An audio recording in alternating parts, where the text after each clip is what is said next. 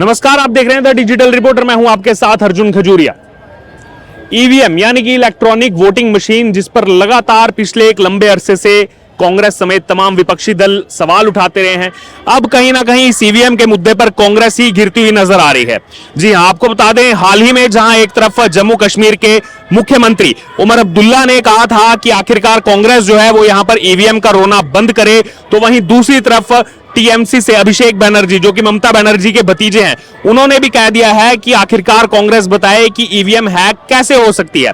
तो पहले जो सवाल केवल बीजेपी की तरफ से उठाए जाते थे कि आखिरकार ईवीएम का ये रोना रोते हैं उन जगहों पर रोते हैं जहां पर इनकी सीट्स कम आती हैं, तो वहीं दूसरी तरफ जहां पर कांग्रेस की सीट ज्यादा आती हैं या जहां पर कांग्रेस की सरकार बनती है, वहां पर ईवीएम पर कोई सवाल नहीं उठाए जाते। लेकिन जहां पर कांग्रेस की सीट्स में जो है यहां पर आंकड़ा, वहां उनका एकदम से जहां पर ग्राफ गिरता है, वहां पर सवाल उठाए जाते हैं ईवीएम पर।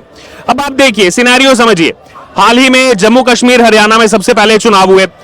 हरियाणा में कांग्रेस की सरकार नहीं बन पाई, जम्मू कश्मीर में एनसी के साथ कोलिशन की सरकार बनाई गई। तो जम्मू कश्मीर में ईवीएम का रोना नहीं रोया गया कांग्रेस की तरफ से, लेकिन हरियाणा में उन्होंने ईवीएम का रोना रोया और उसको लेकर के शिकायत भी की। अब थोड़ा और आगे बढ़ जाते हैं। उसके बाद चुनाव हुए महाराष्ट्र और झारखंड के। महाराष्ट्र में कांग्रेस की सीटें 10% भी नहीं आ पाई, जमानत जब्त हो गई सीटों के हिसाब से। अगर आप देखेंगे, वहां पर इन्होंने ईवीएम का रोना रोया कि ईवीएम हैक हो गई, ईवीएम की वजह से हम हार गए। तो वहीं दूसरी तरफ इसी के साथ झारखंड चुनाव के नतीजे आए, जहां पर कांग्रेस ने जेएमएम के साथ मिलकर सरकार बनाई, लेकिन वहां पर ईवीएम गड़बड़ नहीं हुई। तो ये सेलेक्टिव जो यहां पर कांग्रेस का ये मुद्दा था, ये बहुत पहले ही एक्सपोज हो गया था। लेकिन आज ये एक्सपोज किसी बाहर की तरफ से नहीं किया जा रहा है, खुद इन्हीं का जो कोलिशन बना हुआ है, INDIA जो अलायंस है, उसी अलायंस से अब ये जो है बात निकल करके आ रही है। चाहे इससे पहले शिवसेना UBT ने कहा हो, अब उमर अब्दुल्ला कह रहे हैं और अभिषेक बनर्जी भी कहीं ना कहीं इसी सुर में बात कर रहे हैं कि आखिरकार ये रोना बंद कीजिए, ईवीएम के नाम का रोना बंद कीजिए और अपने पर ध्यान दीजिए।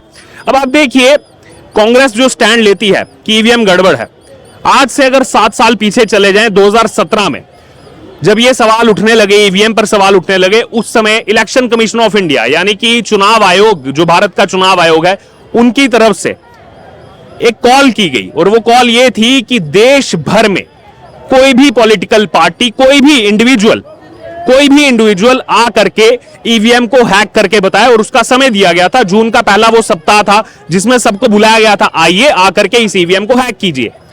और आपको सुनकर के ताज्जुब होगा कि जो आज ईवीएम का रोना रो रहे हैं, तमाम ये कांग्रेस पार्टी के जो नेता हैं ईवीएम का रोना रो रहे हैं, इनमें से कोई भी नहीं गया वहां पर ईवीएम को हैक करने के लिए। मतलब आप आरोप तो लगा रहे हैं कि ईवीएम हैक हो सकती है, और जब ये कहा जा रहा है कि आकर के ईवीएम हैक कीजिए, वो आप कर नहीं पा रहे हैं। और दूसरी तरफ जहां आपकी सरकारें बनती हैं वहां पर ईवीएम सही हो जाती है, जहां सरकारें नहीं बनती हैं वहां पर ईवीएम गड़बड़ हो जाती है।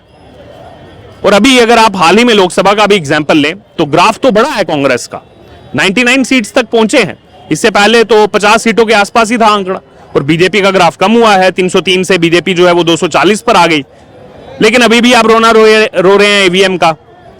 अच्छा, इसमें ताजुब हो रहा है कि ये देखिए, इनका साथ कौन नेता दे रहे हैं। अखिलेश यादव ने कहा कि अगर सारी की सारी सीटें भी हम जीत जाएंगे तो भी हम यही कहेंगे ईवीएम हैक है। लोकसभा का जो चुनाव हुआ 80 सीटों पर उत्तर प्रदेश में, 80 में से सिंगल लार्जेस्ट पार्टी बनकर के उभरी समाजवादी पार्टी, अखिलेश यादव की पार्टी। 37 सीट जो है उनको वहां पर जीत प्राप्त हुई, लेकिन अखिलेश यादव कह रहे हैं कि ईवीएम हैक होती है। तो मतलब आप मान रहे हैं कि ईवीएम हैक होने से आप जीते हैं।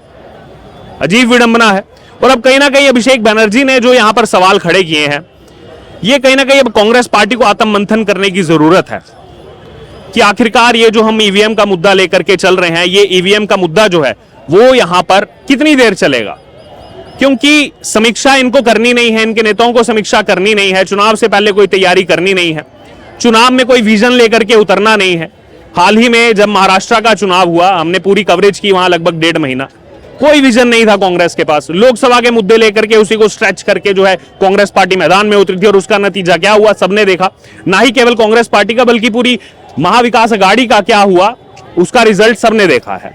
और अब एक बार फिर से ईवीएम को लेकर के सवाल उठाने लगते हैं, लेकिन झारखंड में सवाल नहीं उठाए क्योंकि वहां सरकार बन गई यहां पर कांग्रेस पार्टी।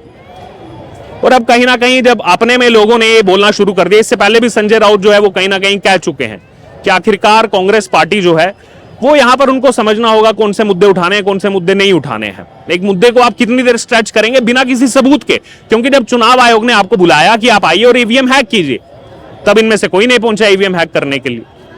बहरहाल अब देखिए यहां पर अभिषेक बनर्जी ने जो ये कमेंट किया है, अभिषेक बनर्जी का कमेंट अपने मायने में जो है यहां पर कई सारे सवाल उठाता है। वो सवाल इसलिए उठाता है क्योंकि हाल ही में डायरेक्टली कहा जाए या फिर इनडायरेक्टली कहा जाए, ममता बनर्जी ये प्रयास कर रही हैं कि ये जो पूरा इंडी अलायंस है, इस इंडी अलायंस की प्रमुख वो बन जाए, इस पूरे विपक्षी गठबंधन की हेड वो बन जाए और राहुल गांधी जो है वो इस पद से हट जाए। हालांकि ये कोई पद तो है नहीं, ऑफिशियली कभी डिक्लेयर किया नहीं इंडी अलायंस ने कि उनका पीएम कैंडिडेट कौन होगा। लीडर ऑफ अपोजिशन जो वो हैं, वो क्योंकि 10% से ज्यादा उनकी सीटें, विपक्ष में सबसे ज्यादा सीटें, इसलिए वो लीडर ऑफ अपोजिशन, नेता प्रतिपक्ष जो है उनको संसद में जो है बनाया गया है।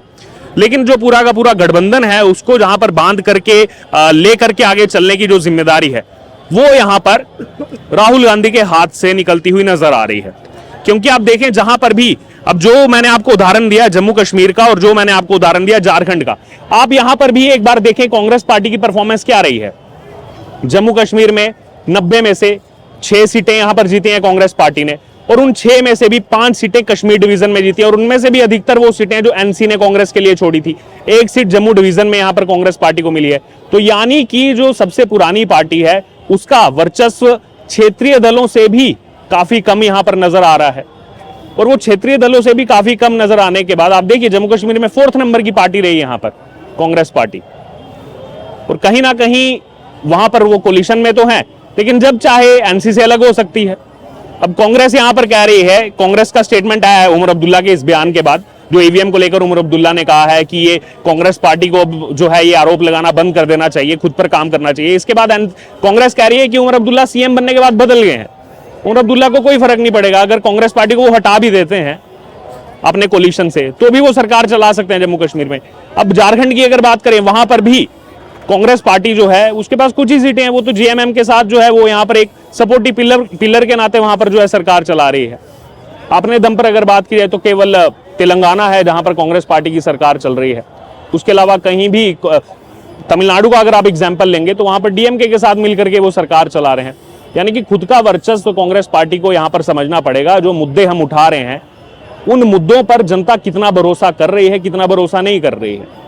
नागपुर के अंदर उस कार्यक्रम में हम मौजूद थे जो कांग्रेस पार्टी ने अपना कैंपेन स्टार्ट किया, जिसमें राहुल गांधी आए थे। उस कार्यक्रम को भी हमने कवर किया था नागपुर के अंदर, जो संविधान सभा सम्मेलन रखी गई थी कांग्रेस पार्टी की तरफ से महाराष्ट्र चुनाव में। क्या हुआ वहां? हमारी आंखों के सामने वो कॉन्स्टिट्यूशन ऑफ इंडिया लेकर के बांटा उन्होंने सबको, जिसके अंदर कोरे कागज थे, सफेद पन्ने थे। तो एक तरफ आप कहते हैं कि हमें संविधान बचाना है और दूसरी तरफ आप जो कॉन्स्टिट्यूशन ऑफ इंडिया बांटते हैं उसके अंदर ब्लैंक पेपर हैं। तो कहीं ना कहीं अब कांग्रेस पार्टी को समझना पड़ेगा कि हमारे जो मुद्दे हैं उन मुद्दों को हम ना तो सबूत के रूप में पेश कर पा रहे हैं, ना ही जनता को जो है उन मुद्दों पर विश्वास हो रहा है, क्योंकि 8 साल से आप एक ही मुद्दा उठाए जा रहे हैं, ईवीएम, और अपनी समीक्षा कर नहीं रहे हैं। तो आखिरकार जनता भी इन सब चीजों को देखती है। बहरहाल इस समय की बड़ी खबर यही है कि सबसे पहले उमर अब्दुल्ला ने यहां पर कांग्रेस पार्टी के खिलाफ बयान दिया कोलिशन में रहते हुए, और अब दूसरी तरफ इसी विपक्षी गठबंधन का हिस्सा होने के नाते भी तृणमूल कांग्रेस जो है वो यहां पर कांग्रेस पार्टी के इस ईवीएम के मुद्दे पर कई सारे सवाल खड़े कर रही है। बहरहाल अब ये पूरा विश्लेषण करके हमने आपको बता दिया कि आखिरकार कांग्रेस यहां कहां पर स्टैंड करती है। अब आपको क्या लग रहा है, ये ईवीएम का मुद्दा क्या कांग्रेस यहां पर छोड़ देगी इन अपने जो घटक दल जो इनके साथ हैं इनके कहने पर, या फिर इसी मुद्दे को लेकर के स्ट्रेच करेगी और इसका दूरव्यापी क्या यहां पर रिजल्ट देखने को मिलेगा? अब आपको क्या लग रहा है इस पर आप जरूर, आपकी जो राय है आप हमारे साथ कमेंट बॉक्स में शेयर करें और बने रहें तमाम अपडेट्स के लिए द डिजिटल रिपोर्टर के साथ।